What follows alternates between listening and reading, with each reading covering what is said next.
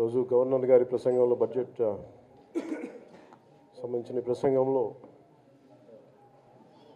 Governor గారు ప్రసంగిస్తున్నప్పుడు గత ప్రభుత్వంలో ఉన్న నాయకులు వారి సభ్యులు చాలా హుందాగా గవర్నర్ గారు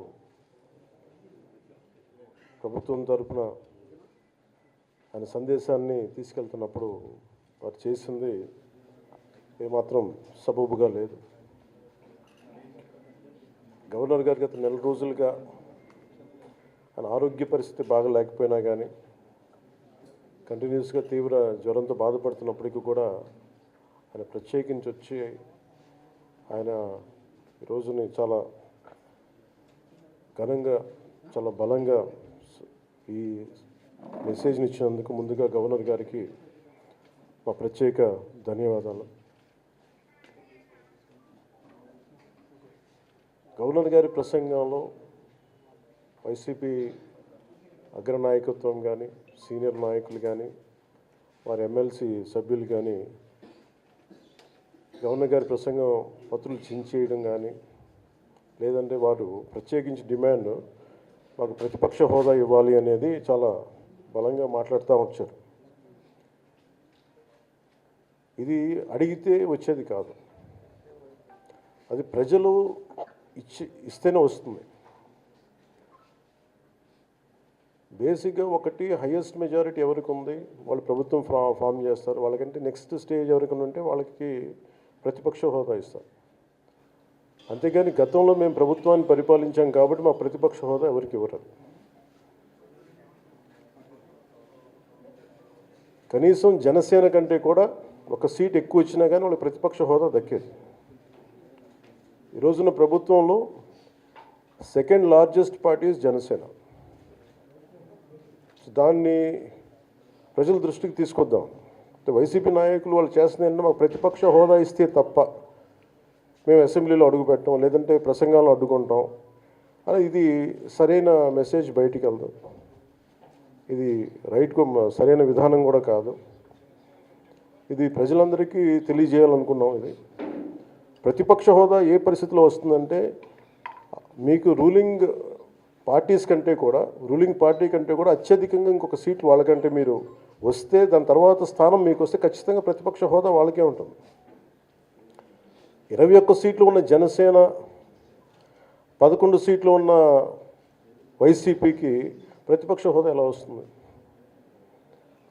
మేము వస్తే తప్ప మేము అసెంబ్లీకి రాము, ఇలా గవర్నర్ ప్రసంగాలను అడ్డుకుంటాం అనేది ఇది సరైనది కాదు. ఇది ప్రజలందరికీ కూడా తెలియచేస్తున్నాం ఈ సందర్భంలో.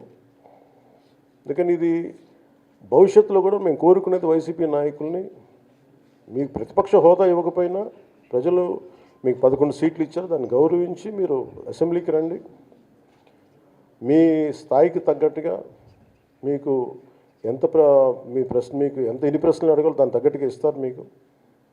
ఇవన్నీ దాటి మన స్పీకర్ గారు కూడా చాలా గౌరవంగా వాళ్ళు 11 సీట్లు వచ్చినప్పటికీ కూడా చాలా గౌరవంతో ఇంతకాలం వాళ్ళకి ఇస్తూ వచ్చారు.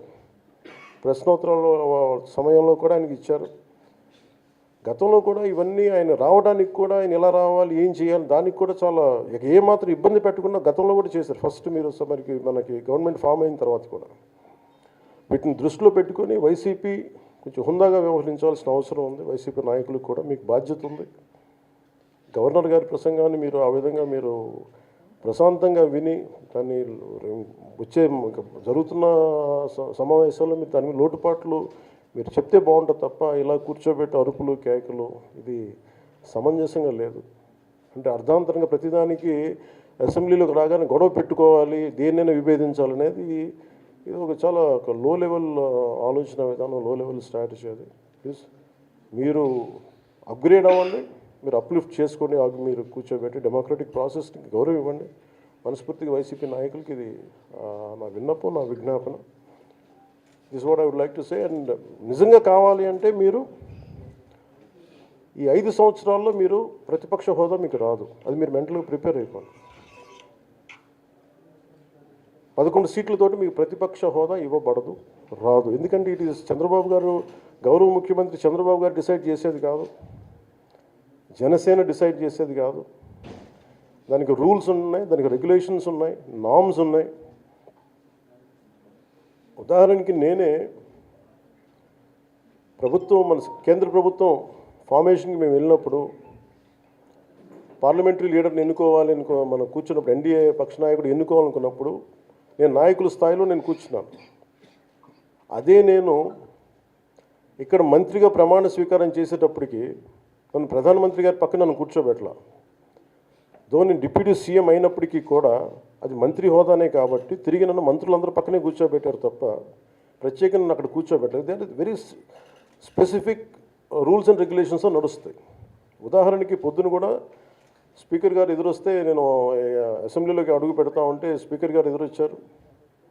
మనకి వచ్చి ఆయన కూడా ఆయనతో పాటు రండి వెళ్తుంటే ముందుకు తీసుకెళ్తుంటే నాకు అనిపించింది, సార్ ఇది డిప్యూటీ సీఎంకి ప్రోటోకాల్ ఉండదు, ఓన్లీ ముఖ్యమంత్రి గారు, స్పీకర్, మనకు కౌన్సిల్లో ఉండే చైర్మన్ ఆయనే మీరు చేయాల్సింది తప్ప ఇది మేము ఉండేది కాదని చెప్పి నేనే వెళ్ళిపోయాను. ఎందుకంటే మేమే ప్రోటోకాల్స్ బ్రేక్ ఎందుకు చేయమంటే మాకు లేని ప్రోటోకాల్ మేము అడగం. అలాగే వైసీపీ నాయకత్వం కూడా గుర్తించాల్సింది, ఇది మీకు హోదా ఇవ్వబడదు. ఇది చంద్రబాబు గారు ఆప్ చేస్తేనే కాదు, ఇది ఎవరు ఆప్ చేసింది కాదు, మీకు ప్రజలు మీకు ఇవ్వలేదు. మీకు అది మీరు దృష్టిలో పెట్టుకొని మీరు ప్రవర్తించాల్సింది మనస్ఫూర్తిగా నేను వారిని కోరుకున్నాను. అంతేగాని వారిని ఎక్కడ అవమానం పరచాలని కానీ వారిని తగ్గించాలని కానీ లేదు. 175 సీట్లు కేవలం 11 సీట్లు ఇచ్చారు వాళ్ళకి. ఆ దృష్టిలో పెట్టుకొని ప్రవర్తించవలసిందిగా మనస్ఫూర్తిగా వారికి కోరుకుంటూ మీకు తెలియజేసుకున్నాం. Thank you.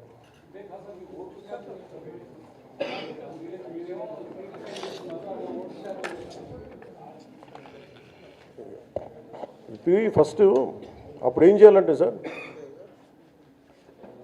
అప్పుడు జర్మనీకి వెళ్ళిపోవాలి. జర్మనీలో ఏంటంటేనండి, నేను జర్మనీ రిజల్ట్స్ కూడా ఏదో వచ్చినాయి చూస్తా ఉన్నా. ఎలక్షన్స్లో 25% వచ్చిన హైయెస్ట్ పర్సంటేజ్ ఆఫ్ వచ్చిన ఓటుకి ఇన్ని ఎంపీస్, ఇంత అసెంబ్లీ స్థానాలు ఉంటాయి వాళ్ళకి. 5% మించి తక్కువ వస్తే 5% ఓట్లు మిగతా వాళ్ళు పంచుకుంటారు. మనకు అలాంటి బెనిఫిట్ మనకు లేదు కాబట్టి మన రాజ్యాంగంలో లేదు. వాళ్ళు మంకుపట్టు పడితే they are free to go to Germany. Thank you.